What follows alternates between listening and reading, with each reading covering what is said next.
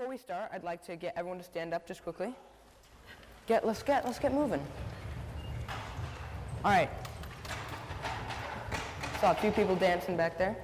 I'd like to get everyone to stick their hands out like this. Now turn them over so your thumbs are facing down, and then put them together, like across, over, and then put them and clench them like.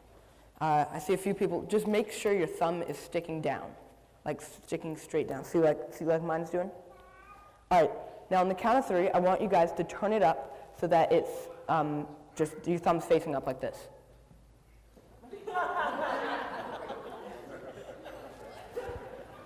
Well, I hope you guys enjoy that. I'll show you at the end. But I'm not double jointed or anything, so. All right.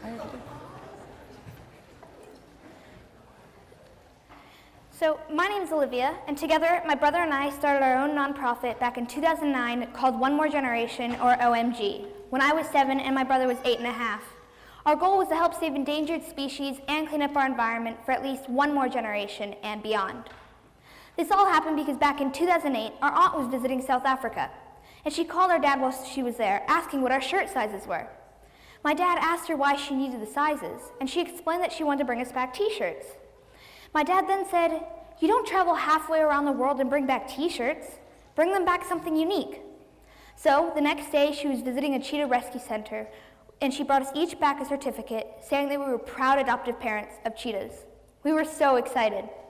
The next year, when it was time to continue the adoptions, I asked my dad, "Why do animals even need to be adopted?" And when he explained that unless there were agencies helping to save the species, there might not be any left for my kids to see. Well, that made me cry. And I looked at my dad and said, "I want to save cheetahs so that way someday my kids can see them." My dad immediately tried to calm me down by saying, "Relax, Olivia. If you feel this strongly about saving endangered species, then someday you too could start your own company to save animals." Well, I took that as Dad said we're starting a company. So for the next few days, we kept going to our dad and asking him when we were going to start the company. He kept telling us someday, someday. My sister and I started to feel like he was just trying to put this off, and he admits today that at first he was. But then he came to us and said, "If you guys are serious about this, I'll help you start the company. But we had to prove to him and my mom that we really wanted to do this by studying for 14 days straight all about endangered species and what is causing them to become endangered." He said if we could do this without ever being reminded once, he would know we were serious and he would help us out. So every day after school, we would ask him if we could go to the library or if we could have internet time, and we did our research. But while all of this was happening, my mom realized that each time we learned about a different endangered species, we'd say, "Oh my gosh," or "OMG." And she came to my dad and said that if we're going to go through with this, we have to try to incorporate the letters OMG into the company name, since that seems to be the emotion it evokes as we learned about the subject. On our 14th day of studying, our dad sat us down and told us that we needed to have our board meeting. We had no idea what that was at the time. He said if you have a company, you need to sit everyone down and make important decisions, such as coming up with a company name. I remember Olivia came up with names like "Please Feed Me" and "Please Adopt Me." Remember, she was 7 at the time. I came up with the name "Save Me for the Next Generation." My dad said, "That's it. That is what we need to do." So taking that and trying to match up OMG, we came up with One More Generation. And our goal is to help save endangered species and clean up our environment for at least one more generation and beyond. At first, our goals were merely to save every endangered species on the planet, so our kids and their kids could see and enjoy them. But then, in April of 2010, something terrible happened: the BP Gulf oil spill. I remember coming home from school one day and someone said to turn on CNN, so we did. And the very first image we saw was of a dead sea turtle being pulled out of the Gulf, caked in oil. I again immediately started crying, and I looked at my dad and said, "What are we going to do about this problem?" So we got on the phone with the 4 largest agencies responsible for the animal rescue efforts, and they all asked for money, which we didn't have. So then they gave us a laundry list of animal rescue supplies they needed, such as pet carrying cages, Dawn dishwashing detergent, rubber gloves, Clorox wipes, GPS units, and even mayonnaise. So for the next 4 months, my brother and I went door to door to every school, church, and even Boy Scout troop we could find. and gave presentations on why they need to help us collect supplies. And then on my 8th birthday, we drove 11 and a half hours down to the Gulf, where we spent the next 5 days delivering the supplies and working with the Marine Mammal and Sea Turtle Rescue Center. It was amazing. They had 146 sea turtles, 6 sharks, 1 dolphin, and countless birds that were all sickened from the oil. By the way, does anyone know how to get oil out of a sea turtle's stomach? With mayonnaise. That's right, you take a syringe and you squirt mayonnaise down their throat. You see, mayonnaise is thicker than oil, and sea turtles hate mayonnaise. So within minutes, everything comes up, including the oil. Nice note. So on our last day there, a professor from Berkeley, California, who's one of the volunteer vets, came up to us and she hugged us and thanked us for all the hard work we had been doing. But then she looked at us and said, "What are you guys doing about the environment?" My dad looked at her like she was crazy and said, "Are you kidding me? Haven't these kids done enough already?" The professor threw her hands in the air and said, "I'm just saying. It takes me 6 to 8 weeks to rehab these sea turtles back to good health. Where do you want me to put them when they're healthy again?" My dad said, "Back in the ocean, of course. The oil's got to be gone someday, or there's got to be clean parts of the ocean you can put them." The professor looked at us and said, "Oil's not my problem. Plastic pollution is." Plastic pollution is a huge problem, and she said that, She said that there's more plastic trash in our oceans than all the oil being spilt globally. She mentioned that 75% of all the animals she rehabs back to good health and releases back in the ocean will encounter plastic trash. She said they will encounter plastic trash and either get entangled in it or ingest it and die. Here are some facts we learned about plastic pollution. Did you know that the average American uses 200 to 400 plastic water bottles every year? Or that the average American uses between 500 and 1,200 single-use shopping bags? Globally, we are using over 1 million single-use shopping bags every minute, and less than 10% ever get recycled. Or did you know that in America, we are using over 500 million single plastic straws every day, and most never get recycled? To put that in perspective, 500 million straws can fill 127 school buses every day, or more than 46,000 school buses every year. Alarming, isn't it? Each and every one of us in this room today can make a difference by reducing our plastic footprint. And also, each and every one of us in this room will get a plastic decoder, which will tell you what is and what's not recyclable. So, for the next 5 months, my brother and I educated ourselves about plastic pollution, and we created our award-winning Plastic and Recycling Awareness Curriculum, which teaches students about the problem, and more importantly, how to immediately start being the solution.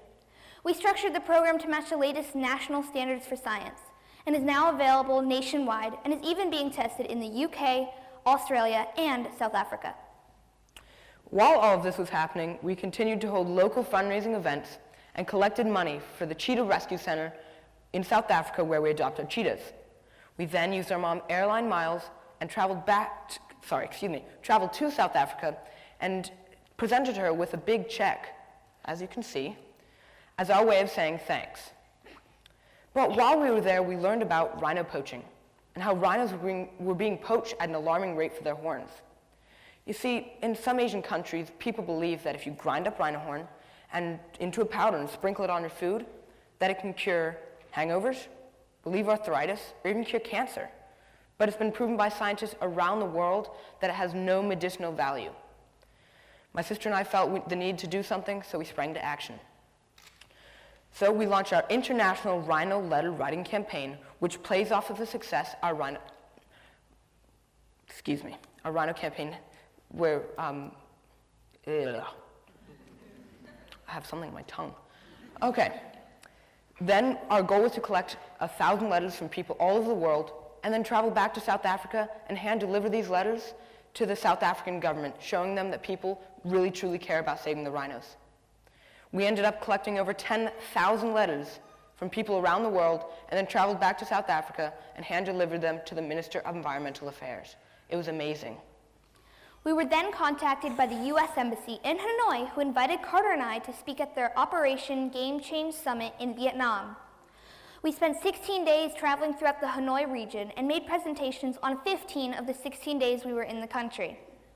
You see, Vietnam is one of the countries currently driving the demand for rhino horn, and the goal of the trip was to try to educate the youth that rhino horn has no medicinal value, and that every rhino horn they see their parents or grandparents buying or using comes from a dead rhino. The trip was a huge success.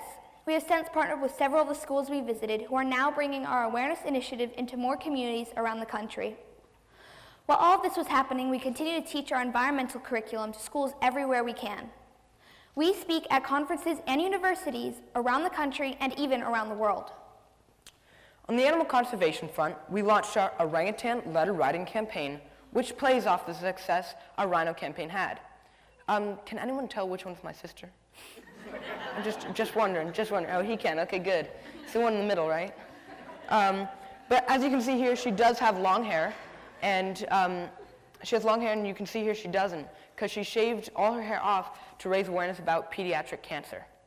And she donated the hair, so I want to give her a round of applause.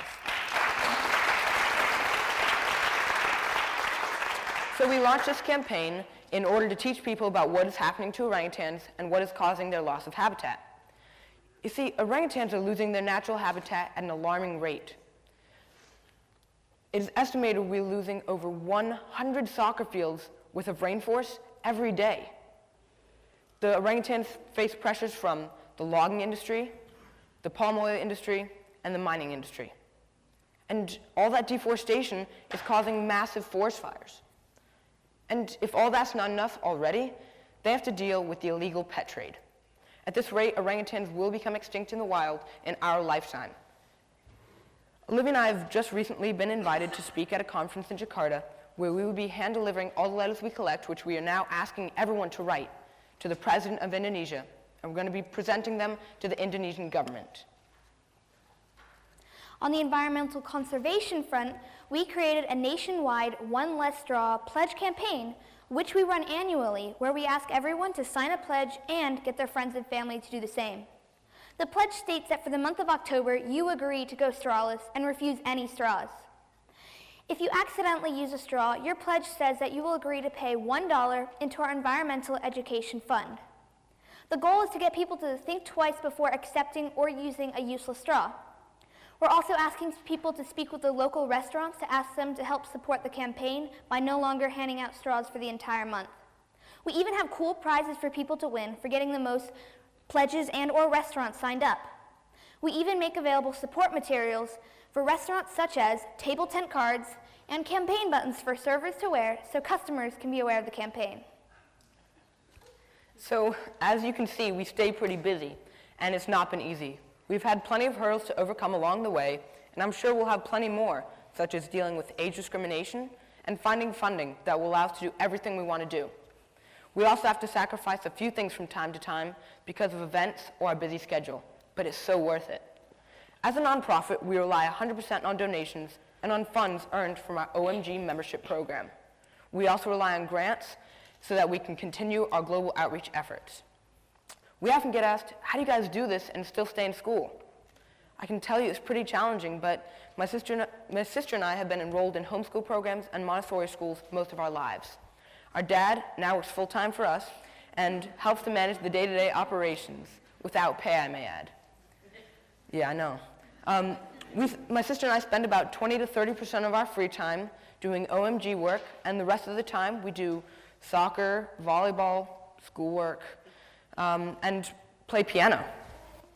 So we're both instrumental, and we are sincere in our efforts to want to make a difference, and we travel extensively around the world, and we enjoy every minute of it. So I'd like to say one thing. I'd like to each one of you to please make a difference today that will make a difference for tomorrow. And I'd like to get everyone to repeat this again after me. Anybody can make a difference. Anybody can make a difference. If we can, you can too. If we can, you can too. Thank you. Thank you.